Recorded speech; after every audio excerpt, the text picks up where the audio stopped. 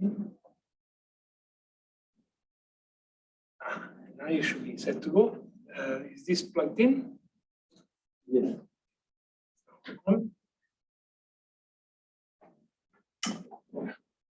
Okay. So, my pleasure to introduce you to Abhraneel Dutta, who is a long-term PhD student now. You're approaching your end, so to say. And so Abhraneel was working with Dr. Carabina up until he was here, and he's now working with me on a variety of topics in cryptography. In particular, right now, you can close this. Yeah, exactly that one. Now we're working on some polynomial inversion algorithms for post-quantum crypto systems in different settings. Yes, so Abhraneel, the floor is yours. Okay, thank you for coming. So today I will talk about two constant time polynomial inversion algorithms, which are widely used in post-quantum crypto system.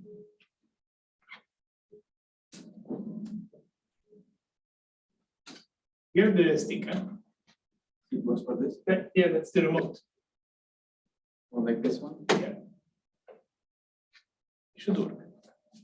You should click on the screen first with the mouse. Right? Click on the screen with the mouse. The arrows, there's two arrows. Yeah.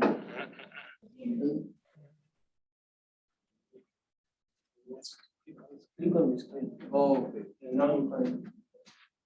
Not good. There's two arrows, none of them work. Yeah. And is it on the remote? Yeah, because Okay. Yeah. Oh, that's very strange. yeah, Yeah, there you go. but it is not working. I have to like Old-fashioned way. Right? Abhraneel is Okay, professional. so the first one is a Ito-Suji inversion, so which depends on Fermat's little theorem, and then Bernstein-Yang inversion, which is based on extended GCD algorithm, which is both of them are constant time. So yeah. So first is that the polynomial inversion is computed within the key generation of both byte and data crypt, and in both the system they have this setup for like the arithmetic operations are happening in f2x over x to the p minus 1, where 2 is the primitive element of GFP, and it can be proved that given an odd prime p, which is a primitive element of GFP, the only factors of x to the p plus 1 is x plus 1 and the other polynomial of degree p minus 1. So the factorization of x to the p minus 1 is exactly x plus 1 times summation of x to the I 0 to p minus 1.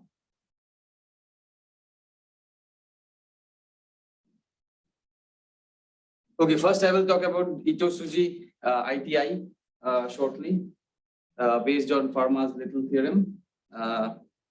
So the inversions are taken on binary polynomial, means binary polynomial inversion over binary polynomial ring. The ring is just, I have introduced before, is f2x over x to the p plus 1. And for any invertible polynomial in there, okay, so every polynomial can be expressed as p-length vector, okay, for the when the entries of the vectors are the coefficients.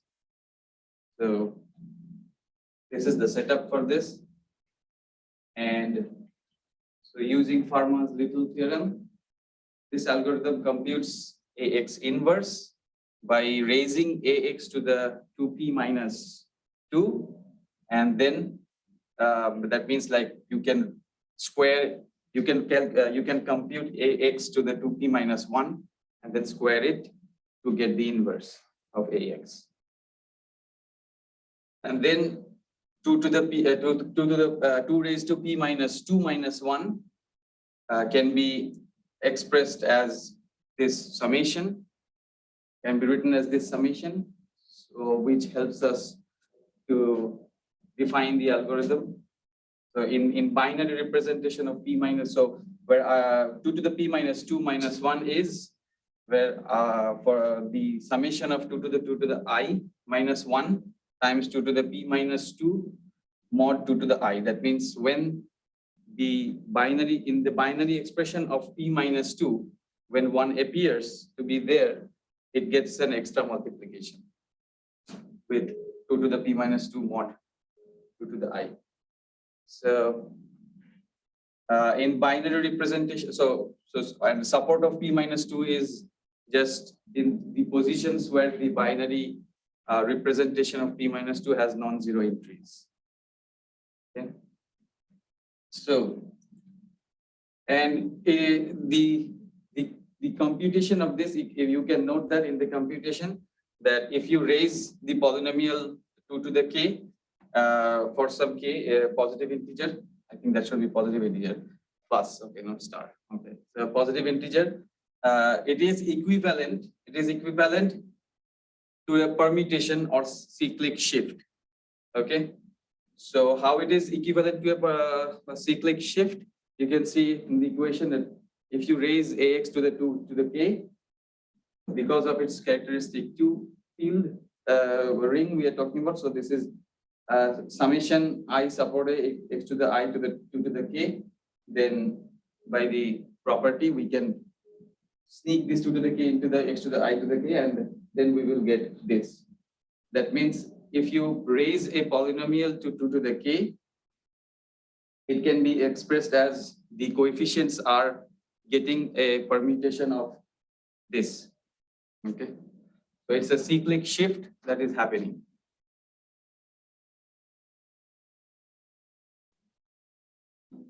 So this is the algorithm. So the inversion is happening over this ring, polynomial ring, and the input is ax from the non-unit, sorry, from the invertible elements, invertible polynomials from R star, from R, and it outputs the inverse of A. So what this polynomial do is it runs for a constant time because the entry, because the degree of this polynomial is p, which is fixed.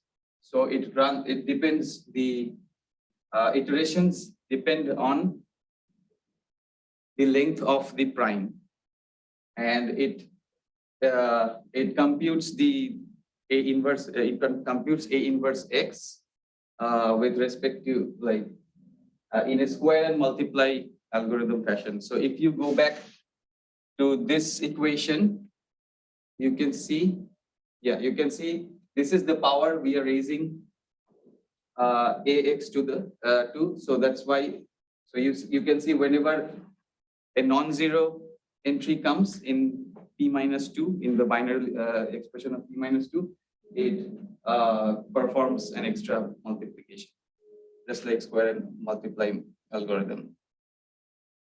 So this algorithm does this. Okay, so now you can see that the algorithm takes log p minus 2 plus weight of p minus 2. That means how many non-zero entries are there in p minus 2 binary.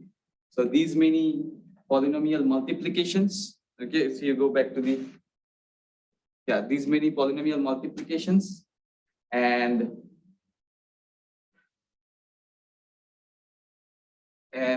these many k squaring. That's where k squaring is defined as ax to the 2 to the k. Okay, which is happening here and here. Okay. So the value of k squaring depends on p. Okay, and the for a fixed prime p, this is the permutation. Okay, that is happening. So which sends a coefficient to coefficient j to j times 2 to the k mod p, and this can be pre-computed and stored in a table of size this to speed up the implementation.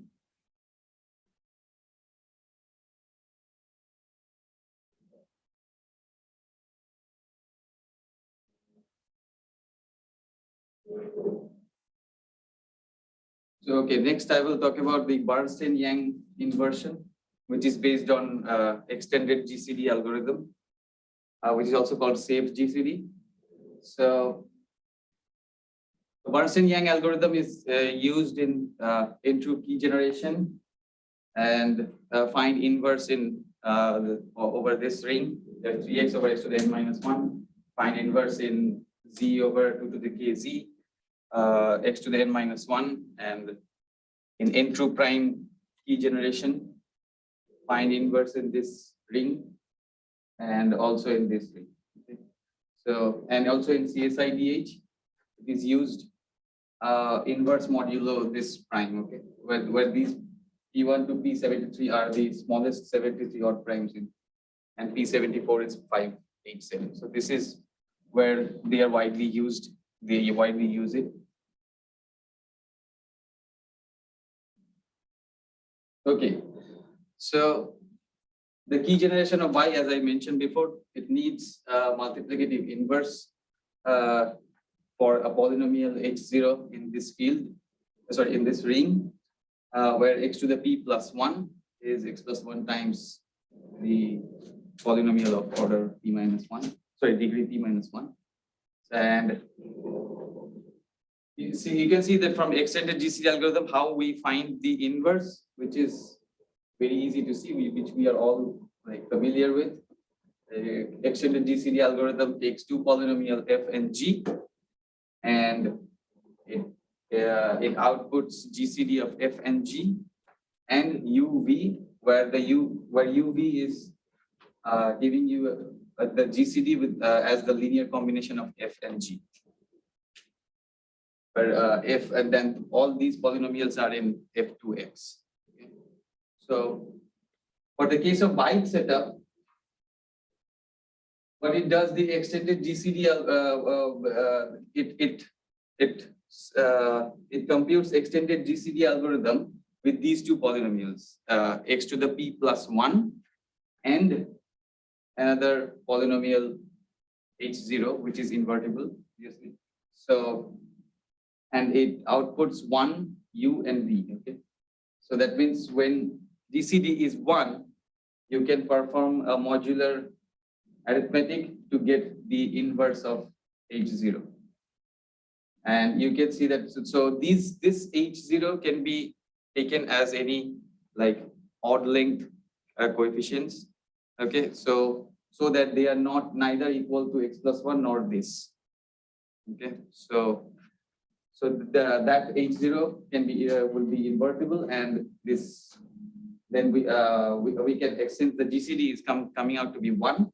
So we can express this as u times x to the P plus 1 plus v times H0, which is 1, and then we perform a modular x to the P plus 1, and we will get v as the inverse of H0.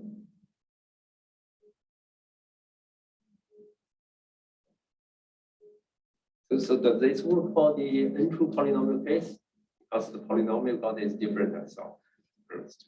Yeah, but I don't know about n-true, but what I'm interested in is they both use the same setup, both the ITI and extended GCD.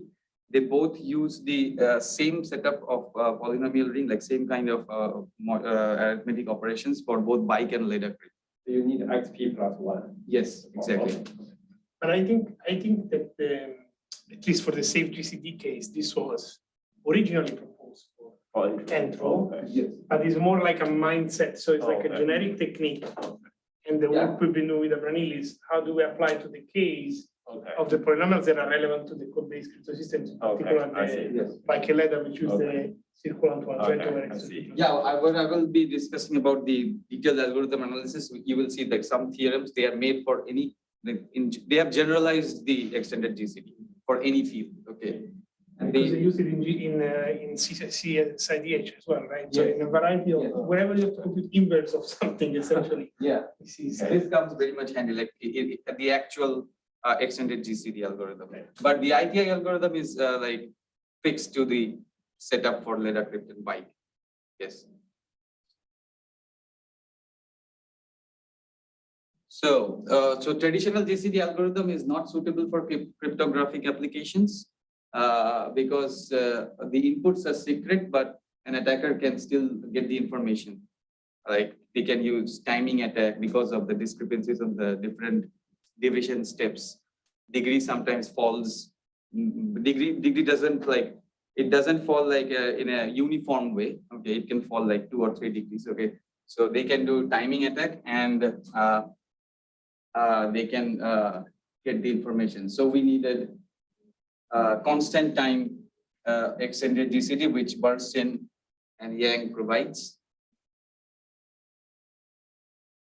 So what it does is like in extended GCD, the traditional extended GCD, what it does, it eliminates the head coefficients, okay? But what they do here is they reverse the polynomial. That means they make the leading coefficient to the most significant coefficient to the most least significant, and they reverse the polynomial, and they eliminate the 0th bit of the polynomial, okay? So that's why they offer this for an input f, they save it as f of 1 over x times x to the degree of f.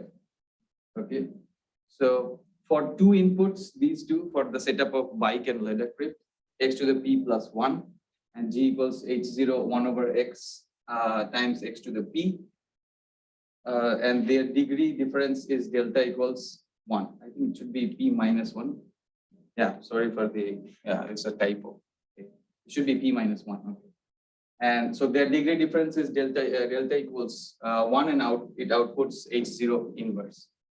Okay. So this algorithm performs constant number of division steps. Okay, which is called, they name this function div step. Okay, to compute the inverse. So it needs like constant number of, so it performs constant number of div step functions or constant calls of div step functions, and they get the inverse of the polynomial. Okay, so this is how they use, they define the div step function. Okay, so div step function is defined from z cross f2x cross f2x. This is for the in the actual paper they have defined it on power series polynomials. Okay, but here they have used here for the bike and ladder crypt setup. It can be defined, the div step can be defined from z cross f2x cross f2x to itself.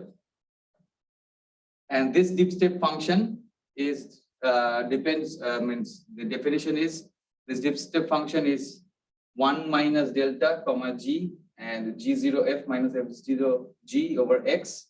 That means in the, whenever it depends on whether delta is 0 and the constant term of g is non-zero. Okay, so this is for this is the elimination. This is where they perform the elimination of the coefficient, and otherwise they compute this. So whenever the delta is greater than 0, they perform this. That means the degree of difference still. So the interesting thing is these div steps gives you every single division of a every single division step of a polynomial when you are performing extended GCD algorithm. Okay, so every div step gives you a single division. Okay, and if you look at this theorem, so this is the main theorem from their work. So it says that for a field K and R0 and R1 are from the polynomial ring Kx. D0 is degree of R0 and D1 is degree of R1. This D0 has to be strictly greater than D1. So then this is the output if we perform div step these many times. Okay, 2 times 2d0, sorry, 2d0 minus 2d1. So in short, like this theorem shows that dividing a d0 polynomial by a degree d1 polynomial is equivalent to computing 2D0 minus 2D1 many div steps. That means if you go back to the, so if you are dividing R0 by R1, then you have to perform 2D0 minus 2D1 many div step functions. You have to perform these many div step functions to get the division done. Okay, this is one polynomial division, but every single step of the division is this.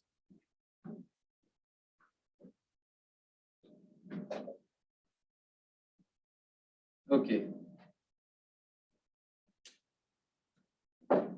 Yeah, so this algorithm, so what it does again, like this algorithm reverses the polynomial, as I mentioned before, in terms of coefficients for an input f, and performs this, and this is the two inputs, and this. Yeah, so we need like constant number of division steps to compute the inverse of the polynomial. Okay, so now the transition of the polynomial for each.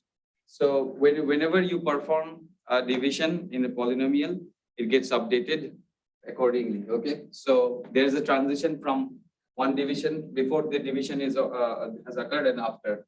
So the transition of the two polynomials f and g under the div step operation can be given by a transition matrix. Okay, which depends on delta f and g. Okay, so this one transition, one matrix multiplication transforms this f and g into f1 and g1.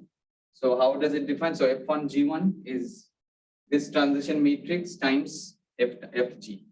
Okay, where this transition matrix is defined as it depends on whether delta greater than 0 and g0 not equals to 0. If this happens, then these are the entries 0, 1, g0x over minus f0x, and otherwise this. So if you take a closer look, this gives you this comes from the definition of the div step function when you are eliminating the coefficients.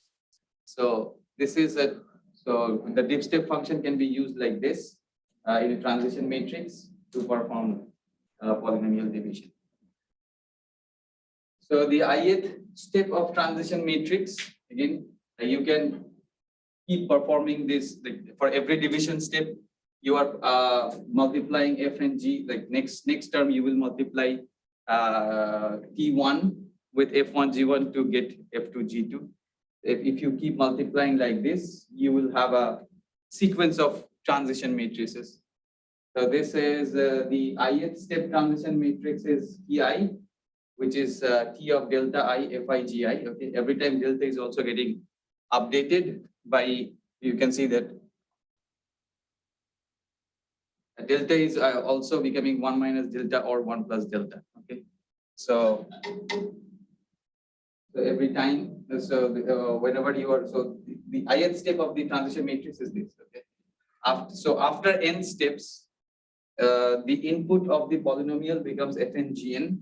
So these many transition matrices times f and g. Okay, so the product of these many transition matrices is the un, vn, qn, and rn.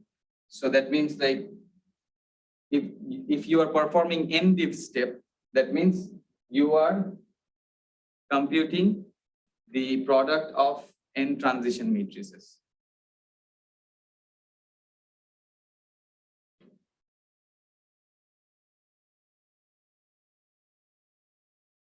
Okay, this is another theorem from their actual work, like for any field k and positive integer d.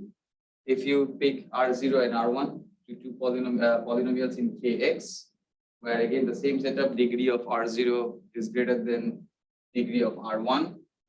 And so then if we define G to be the GCD of R0, R1, and V be the unique polynomial with degree less than D minus degree of G, such that V times R1 is congruent to G mod R0. And then we define F as this. That means we reverse the reverse R0 and R1 and save it as F and G, and then we perform that if n many div steps are performed, okay, where you get delta and F and Gn, and this Tn is the transition matrix, nth transition matrix, and this is the product of all transition matrix, n transition matrices. So if you perform this, then you will get degree of G is delta 2D minus 1 over 2. G, which is the GCD, is this, and V is this. So the interesting thing is that whenever you have GCD 1, okay, this V will be your inverse. Okay, so that means whenever your GCD is 1, this V will be your inverse. Okay, and this is how the V is computed. Okay, this is how the V turns out to be. So this theorem says a very important thing. Like this theorem says that for an invertible polynomial R1, it takes 2 times degree of R0 minus 1 many div step operations to find the inverse. So you can see that if this V is the inverse means whenever GCDG is 1, this V becomes the inverse of the polynomial. Okay, and this takes 2D minus 1 many div step operations to get the inverse.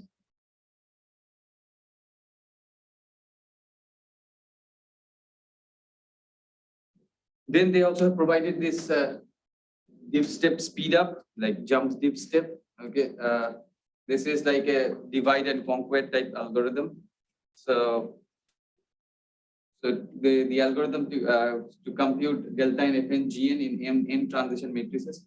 So they name it jump div step function. This is a recursive function. What it does, whenever you want to calculate like n many div step, it splits the number of steps into 2 parts. Suppose this means it splits the n into suppose n by 2, okay, which is the optimal. So then they call 2 recursive, then they make 2 recursive calls, and then upon combining them, they find the nth div step output. So the jump div step function is recursive. It splits the problem into 2 parts. After recursive calls, when they reaches the base case, so whenever they are making a recursive call, they set up a base case. So when the base case is hit, then the div step function works. Okay, so similarly, so it splits into 2 parts. Like for first J steps, they call a recursive function. They recursively call jump div step. And then for the next n minus j steps, they call another jump div step. They perform another jump div step recursion. Okay, so and this j equals n over 2 is likely to be optimal in that case. So basically, it splits into 2 parts and then combine them to get the nth div step outputs. Okay, so this is the div step function. What it does, so it inputs number of steps n, delta, and f and g. Okay, f is in this case, in the case of our setup, like bike and ladder grip setup, it takes to the p plus 1. So and the output is product of n transition matrices n, for which Fn Gn is the Tn times f over g, f and g. So it sets u, v, q, r to these polynomials, and this div step function is like can be expressed as 2 different steps. One is elimination. Sorry, one is conditional swap and elimination. Okay, so here they are doing the swapping. Okay, whenever delta is greater than 0 and g0 equals 1, they swap FG, UQ, and RV according to the definition. And they raise this delta to delta plus 1. And then they perform the elimination for a single division step. So for Q, R, and G according to the definition of the div step function. Okay. And then they output this delta and H, U, V, Q, and R. Okay. So this is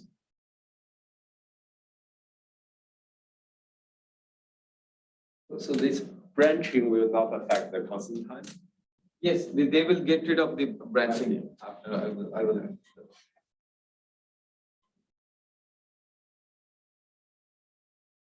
Okay, then the inversion algorithm, what it does is like fx, ax, the input is fx and ax from this polynomial ring.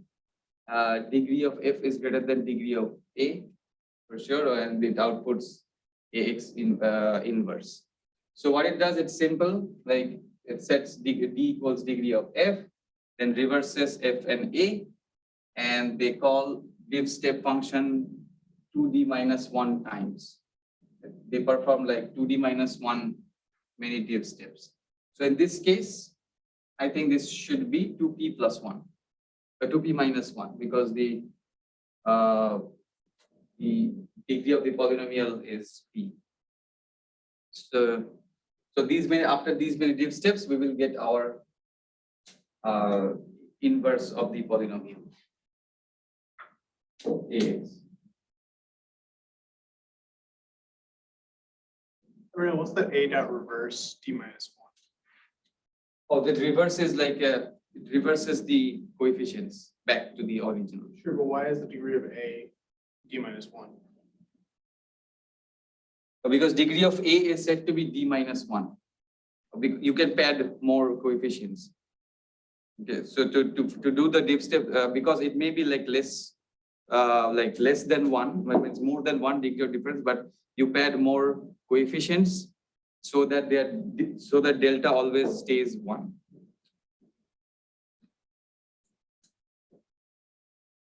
Okay, so constant time computation. So conditionals, the conditional steps in the div step algorithm can be replaced with a function that do take constant time. Okay, so this distinction can be replaced with constant time bit operations. So what it does is they set up a sign bit for negative delta, which is S.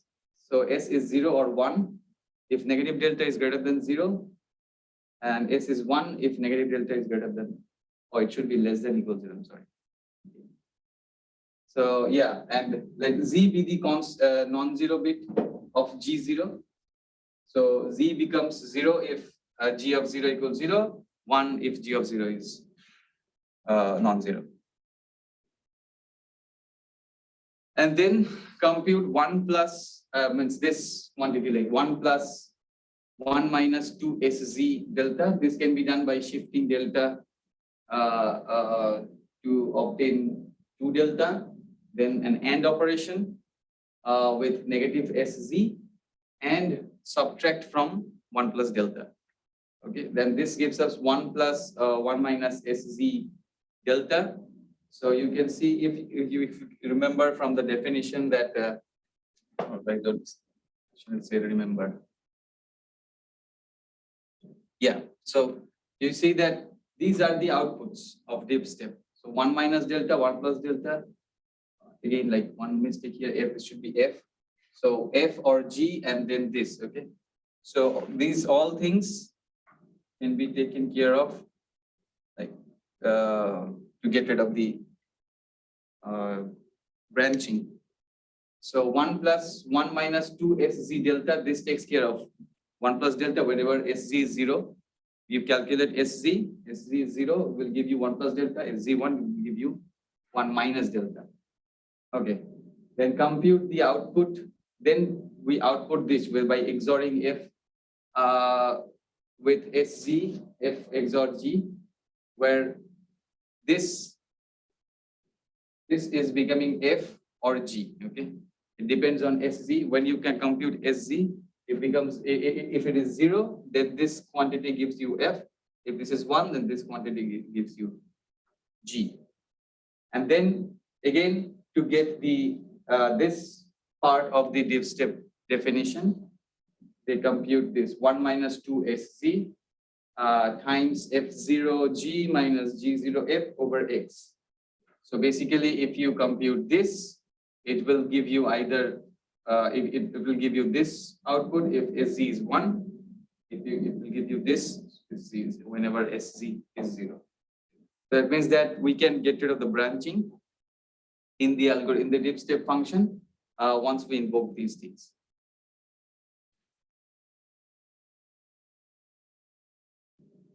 Okay, complexity is like the diff step algorithm performs like theta n times t plus n operations for n diff step, and with jump diff step and fast Fourier transform based polynomial multiplication, it takes like t plus n times log t plus n to the 1 plus little o1 plus this operations. And if t is bounded by this, then it takes n times log n to the 2 plus little o1 many operations. And I think I'm way ahead of my time. So yeah, this is the actual paper, like Bernstein and Yang. They produced the inverse GCD computation, especially not only for polynomials. They have given GCD computation and modular inversion for not only for polynomials but for integers also. Okay, so this is and this is for, they have defined their diff step function over formal power series. Okay, and then they have set up this precision for the power series, and then they applied it to compute the inverse of the polynomial within a particular ring. Okay, and also they have given many other, what should I mention on their paper? I was wondering, Abhraneel, since you have time, if you can maybe put this into context, because the beginning of the talk you just jumped into, I'm going to describe these two algorithms, right? Okay. But what was the motivation for this? What was the, where did they come from? Like, why did you start looking at these two different? Oh, because like we need constant time algorithms. That's why these two algorithms were made constant time. So that's why since this extended GCD version came with constant time, and after that,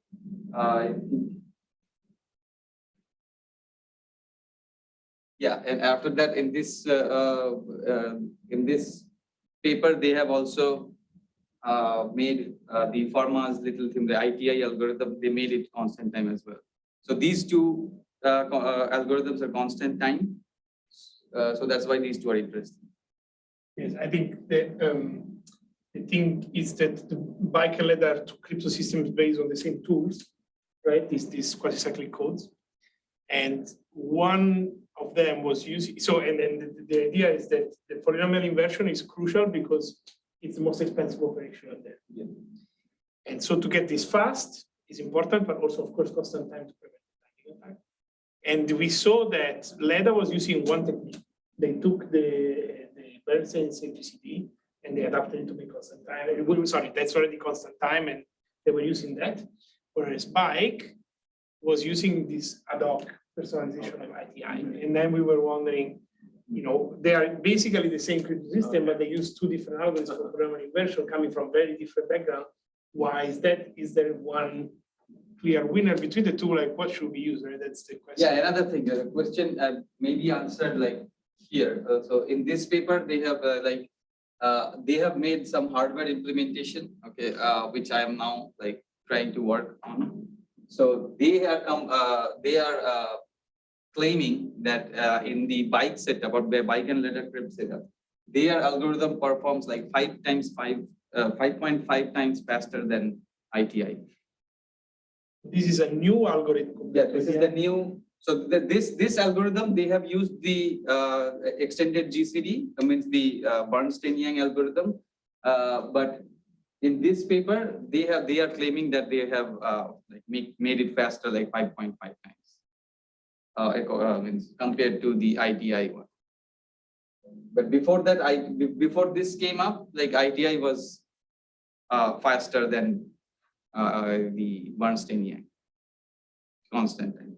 Yeah, so I mean, I'm not an expert in this kind of algorithm optimization, right? But I think it's interesting to see that if you tweak this or that and then apply to a specific scenario, one other, for example, I think the CFGCD is supposed to be more generic, but then what Shigeron in the other paper did with the students was, oh, we'll take ITI because it works better for our purposes. And that was faster than the Bernstein-Yang for the purpose of Python.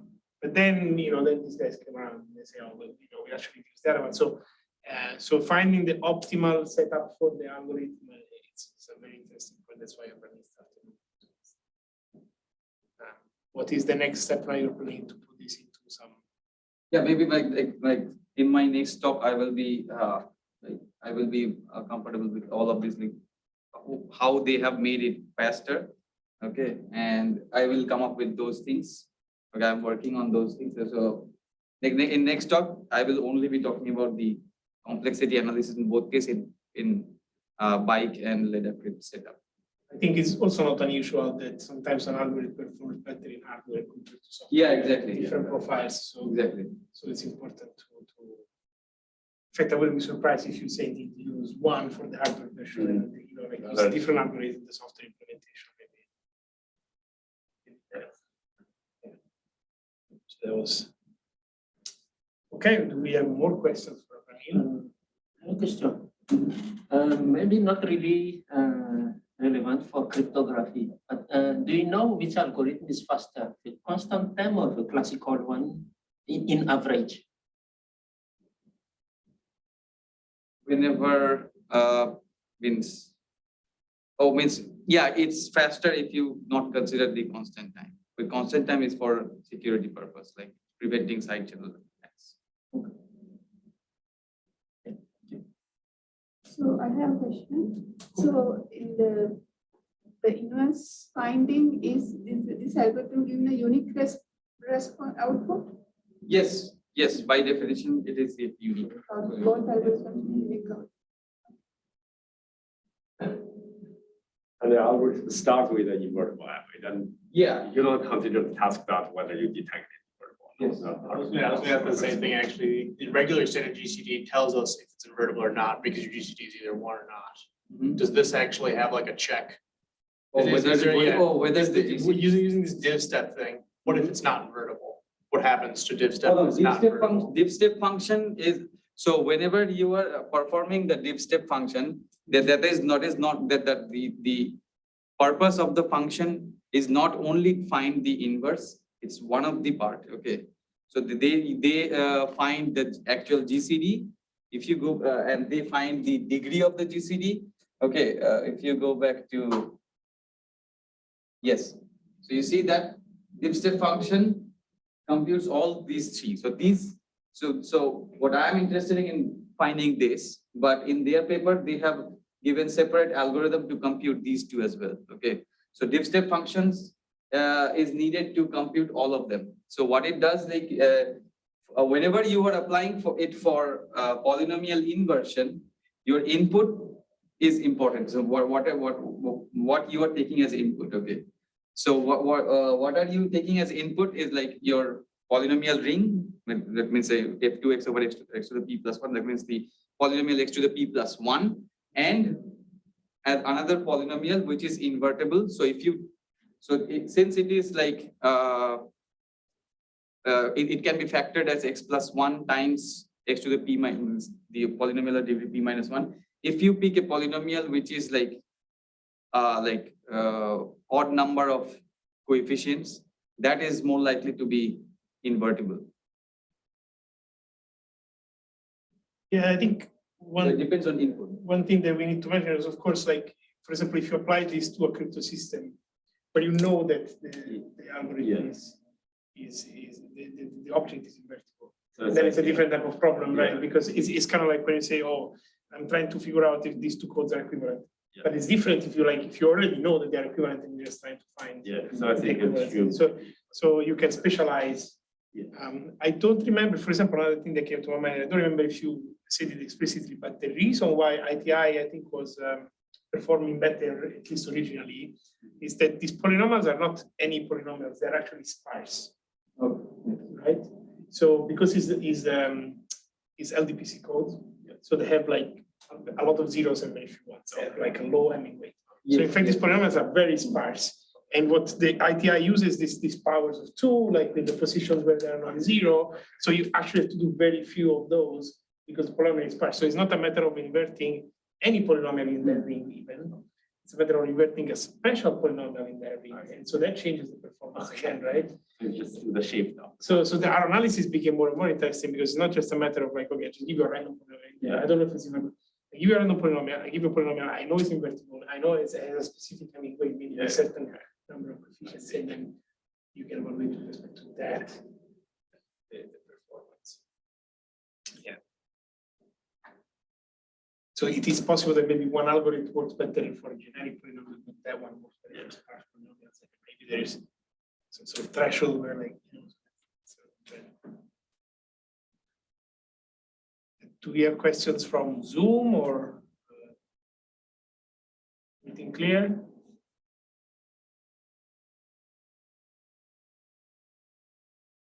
Everything is clear. Okay, so I don't complain about finishing a little bit early, so no one of us is late. Let's. Oh, there is a question in the chat. Can you check the chat? Okay. General question. Oh, Emra, we actually have to talk to you, okay, about the hardware. If you can hear us, we will be talking to you, Emra. Yeah, I'm listening to you now.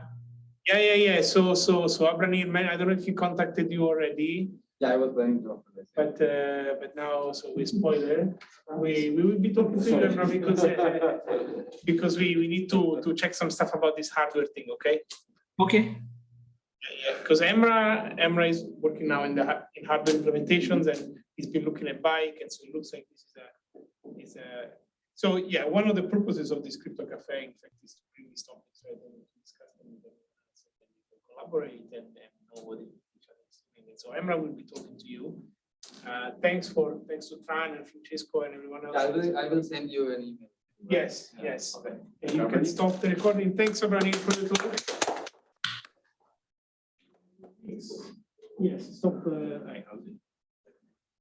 In 2 weeks, we will have the next talk is Tomo. Okay.